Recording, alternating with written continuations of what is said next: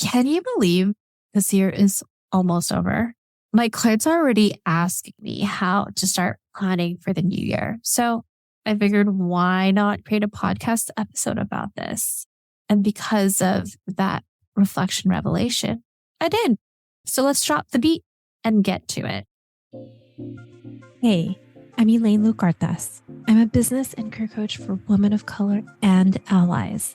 LA Weekly awarded me the #1 thought leader, and Apple News named me one of the top 5 business coaches. Going through an identity crisis, professionally or personally? Well, get ready to have some conscious conversations. Now grab your coffee, tea, or boba, and let's color your dreams too. Lead your legacy. Legacy leaders, it is December 3rd when I'm recording this podcast episode, 2 days after my birthday. And my clients are already asking me, Elaine, how do I plan for the year? So I'm like, okay, well, if my clients are asking, I figured you, my podcast listener, you're probably asking too. So even prior to hitting record on this podcast, I actually finished editing a planning document and videos for both my business and career coaching clients. It's the same planning document I've done every year for my clients and for myself. I actually do this process for myself. And I realized, okay, yeah, I should create a podcast episode about this. And in all transparency, I am recording this episode at 11:30 p.m. I am doing it late because we just had a blackout for like 4 hours today. I was supposed to record this earlier. So you're just going to have like basically a midnight chat with me, or more like midnight listening to me. This is how you know I'm kind of tired, but I don't know. I'm just also in this reflective mode right now. Just lit a candle and excited to share with you what you can do to start planning for the new year. So this episode is very tactical and practical on how to start planning for the new year. And there's 2 main parts to do when it comes to planning for the new year. So often we think, okay, I have this goal. I'm going to go complete it. Wait, hold up. Before you even do the goal, did you take time to reflect? So that is the first part. Reflect. Before you plan anything you want to do for the new year, I want you to reflect on this past year. What's been working, what has not been working. Because how are we supposed to plan if we don't look at past history, past data? And I know this is going to feel icky because I'm just warning you, I'm probably going to ask you some questions that's going to make you feel uncomfortable that you have to reflect on. But there's a beauty in reflecting on the past so that hopefully the intention is you don't repeat on it again. Also, warning, you will get so much value from this podcast episode since it's so tactical and practical. So you might want to take notes. If you are driving, clearly do not take notes while you are driving. But if you are driving, I suggest, feel free to listen to it while you're driving, but listen to it again and have a pen and paper because I will be asking some powerful questions that will be helpful for you as you're planning for the year ahead. And to my clients who are listening to this podcast episode, don't worry, we are going to do our call together as a group and one-to-one this month, but you're getting it, and it's more in depth, obviously. So this is a great little teaser to the deeper things when we're on our call together. So here are some questions to reflect and consider before planning for 2024. Or, this is a podcast, so whatever new year it will be. Maybe hopefully it is like 3024. I'm just saying that's how long I would want this podcast to be. People are going to listen to it in the future. Anyways, first question. What has brought you joy this past year, both personally and professionally? So for me personally, I've been able to go on a trip once a month. That brought me joy. December, my last vacation or trip, well, I wouldn't really consider it a vacation so much, but I do have some personal time, is going to Santa Barbara. I'll be filming my 5th course with Madecraft. And it's about doing career switches, and I'm so excited for that. I'll be having downtime, being at the beach, being by myself, so it'll be a fun solo trip as well. And then what has brought me joy this past year professionally, creating boundaries for myself, so making sure I'm not responding to clients on the weekends, and putting boundaries to go do Muay Thai. I know that's more of a personal goal, but putting that has actually brought so much more energy in my life. So just so you know, I'm also going to be answering questions here. So you kind of have an idea of how to answer these questions. So going back to that first question, what has brought you joy this past year, both personally and professionally? The second question is opposite of that. What has not brought you joy this past year, personally and professionally? For me personally, it was actually saying yes to a lot of personal commitments. There was, I want to say probably when I came back from Tanzania after that beautiful 2-week trip. I don't know, there was just so much personal, like seeing friends, seeing families. There was so much get-togethers because I guess it was like also the summer. Also, this is the time when both my boyfriend and I were looking at homes, but I was saying yes to everything, where ended up feeling so resentful and just wiped out and exhausted and tired. I did not have strong boundaries to just say, no, I can't make it. Shout out to my boyfriend who has incredible strong boundaries, where he even tells me when there's a commitment that both of us are invited to, he'll just say, I can't make it. I'm wiped out. I'm tired. Like, he has such strong boundaries. So that has not brought me joy. Professionally, what has not brought me joy, but it was also a good thing too, is I'm actually very grateful I invested in this. I invested in a friend of mine, Amber Duggar, who has a Profit for Keeps program that does cash management. And I wanted to get better in my cash management. So I'm working with one of her coaches one-on-one, and I'm pretty good at my money, but I wanted to understand my money even better and more. And just realizing, hey, I'm not charging enough. And I'm not just saying me, like charging my worth, but also charging enough for my team's worth. Additionally, also realizing I want to work less with clients, like have a cap so that my clients also get a higher quality experience. And I had to see all the numbers in terms of how much I'm spending, 1, 2, the time that myself and my team is creating. And then also 3, oh my gosh, at the value my clients get compared to other people who do similar services in terms of my high touch experience. Like, it's a very white glove, high touch. People actually get to know me as opposed to just get to know my other coaches, but they get to know me as well. I get to know my clients personally and support them individually. That was very uncomfortable, but I needed that to happen. So what hasn't brought you joy this past year, personally and professionally? Also, to my clients who are listening to this right now, don't worry. Like, I always provide legacy pricing with current clients, which means I honor the pricing that you originally had with me as we renew. But for those who want to work with me and my team in 2024, just giving you warning now, my pricing is increasing next year. So if you do want to work with me with 2023 pricing, then you could schedule a call at elainelu.com/call. So even saying that, I mean, I talk about numbers all the time, even with my own clients, but in a vulnerable way. I'm even sharing, like, that was even uncomfortable for me sharing that, but I had to look at all those numbers and data. So shout out to Amber, and I'm so glad I invested in that program. So a third question to consider. It's actually from a tool that I got from Paul J. Meyer called the Life Balance Wheel. It's basically writing down different parts of your life that's important. So write down 10, it doesn't have to be 10, but let me kind of give you examples of topics that may be important to you. 1 could be partner and love. 2 is personal growth. 3, spirituality. 4, money. 5, career. Health and fitness. Fun and recreation. Environment, community, family, and friends. It doesn't have to be all of that. Change it. There might be things that are not as important to you. And then from a scale of 0 to 10, 10 being the highest, like it's amazing, 0 being the worst, doing a self-assessment of where you're at from each parts of your life, 0 to 10, 10 being the highest. And what's important as you're doing that, I also want to give a caveat. The goal is not to be a 10 in all of the different aspects of your life. We are human. We do not have time to be a 10 for everything. The goal is not to be perfect. The goal here is to be self-aware. and also understand your stage and chapter and season of your life at this very moment. So for example, maybe you have an aging parent and they need more support from you. So maybe family is going to be something that's important for you to focus on in this next year. Or maybe this actually happened to me at the end of last year. You go to the doctor and you realize, oh my gosh, I need to work on my health. And maybe your health is more of a priority. So I want you to reflect what were high, like 8+ that you self-assessed.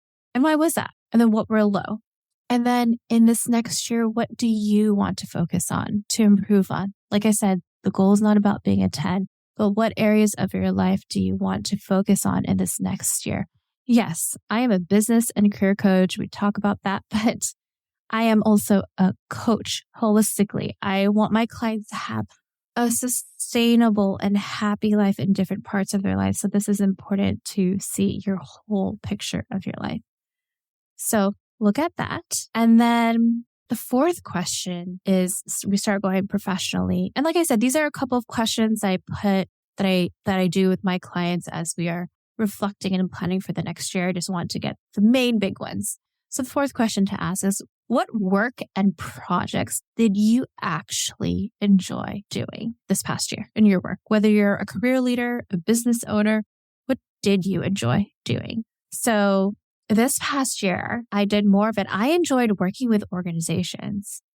I enjoyed working with Madecraft, where I've done courses with them. I'm doing my 5th course with them, and Madecraft partners with learning providers like LinkedIn Learning, Google, Meta, Microsoft, and Adobe. That's fun because I get to work with a director, producer. There is a makeup artist. I just feel like I am an actress, but by no means I'm a real actress. Legacy leader. I know what you're thinking. Elaine, you have such good stuff here. I want more. So if you want more tips and advice for your business, career, and life, sign up for my Gifts and Gifts newsletter at elainelu.com/join. That's JOIN. And here's 3 things you'll get when you join, because I'm like Santa Claus. I love giving. Number 1, funny gifts, because who doesn't love memes and pop culture references? This newsletter is so fetch. Number 2, receive actionable gifts. That's business, career, and life tips that you can start doing today. Third, the gift of me. Not only do you get my wins, but also my failures, my reflections. My Gifts and Gifts newsletter is like an up-to-date diary. Think Zynga or Life Journal for my fellow millennials, where I share vulnerable stories, relatable mistakes, and important life tips like what to watch on Netflix, like when's the next Bridgerton season. So if you're ready for those fun gifts and actionable gifts to create a more sustainable life, then join my newsletter at elainelu.com/join. That's JOIN. All right, let's get back to the episode. So what did you actually enjoy? What did you not enjoy? What work and projects did you not enjoy? And I know I said I enjoyed working with organizations this past year, but there was one organization I did not enjoy working with. And to be transparent, it was because I felt like the work I was doing with them wasn't making a big difference with the clients I was serving through them.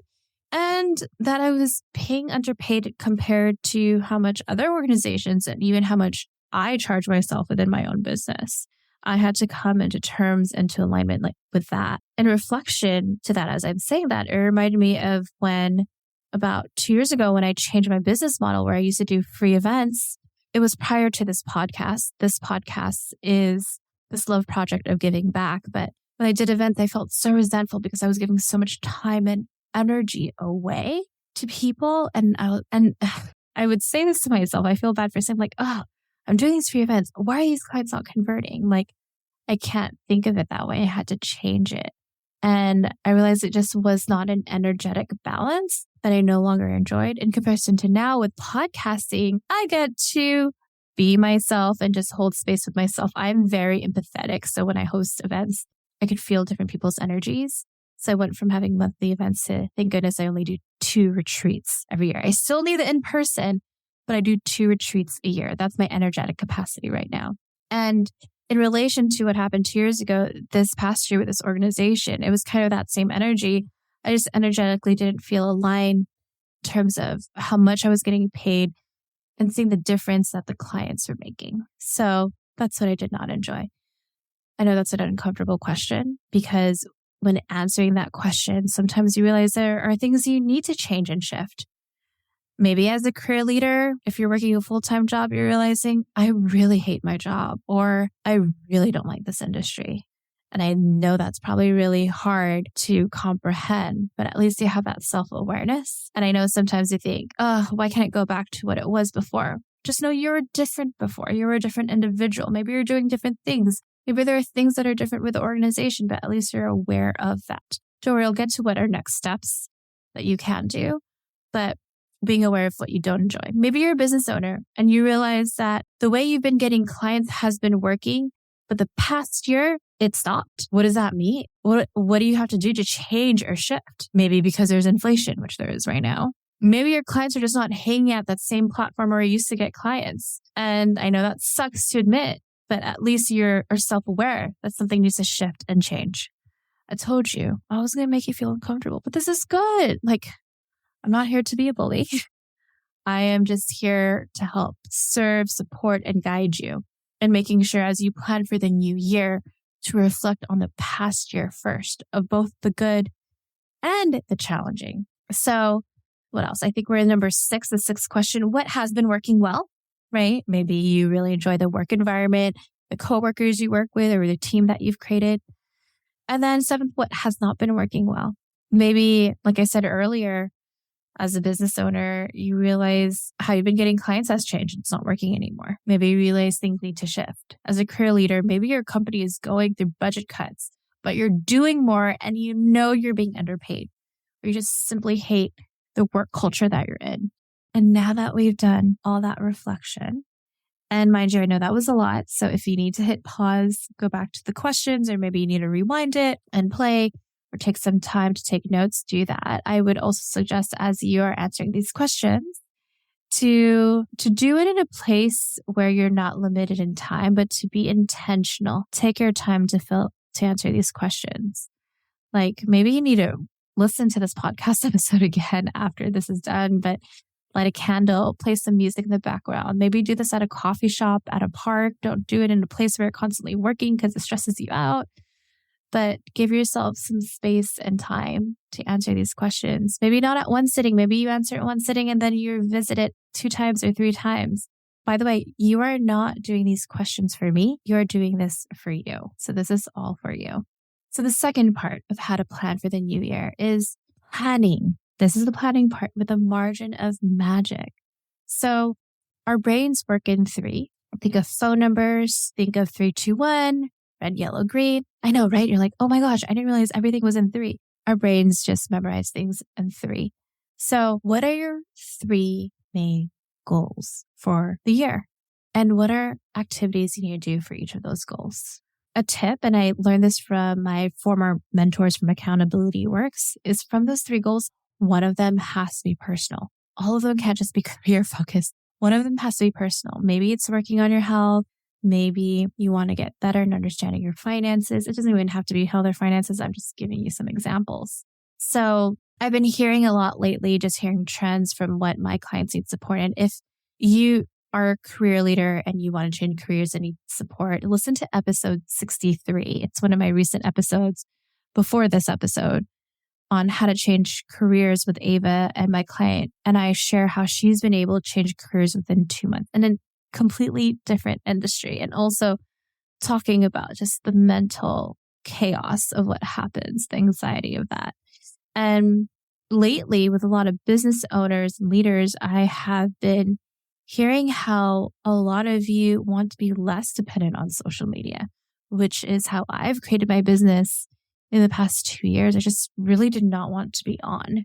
I realized when I kept being on, I kept thinking about, wow, this would be great content. Even when I was on vacation, and I wasn't fully present on my vacations and fully present with the people I love, from my partner to my family and friends. So listen to episode 38 on how to be less dependent on social media with Monica Schock. So those are 2 episodes you want to check out. And when you are being intentional of what your 3 goals are, What are specific small activities you need to do? And more importantly, what is a first action item you can do within those goals?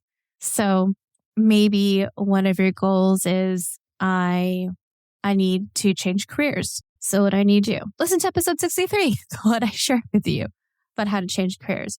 Or think of friends that you know of that have been able to change careers, even if it's a different industry from you, but you know what they did to go about it, right? And then maybe another goal, if you're thinking about an action item for that, or a small first step you can do if you are a business leader that you want to be less dependent on social media. Like I said, listen to episode 38, but maybe it's also for the people that you follow in terms of their email list. Maybe they have great emails. Like, okay, let me read more of their content. What makes me attracted to their emails that I'm opening as opposed to other people? And a last question I like asking my clients when they are planning for the new year. What are things that you need to delegate or delete, both personally and professionally?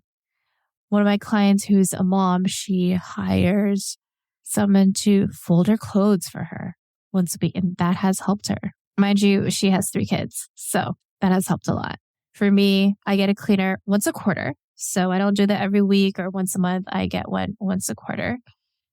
And maybe there are things you also need to delete. Like I have a client who realized that they're giving so much energy being a board member for a nonprofit that she needed to not do that anymore. So 2 steps, 2 parts when planning for the new year. One is reflect. So if you're like, Elaine, what were those questions again? What's great about a podcast is you could replay it. So go replay this episode. Second step, planning with a margin of magic. So here is my most important reflective question for you in this podcast episode.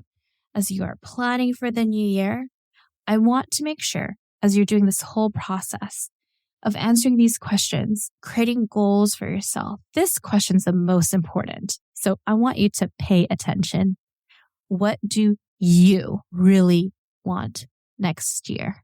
Not what your partner wants for you, not what your friends, not what your family, not what society wants for you. What do you want? So I really want to emphasize the you part because this is your year. This is your life. So you get to plan for the new year.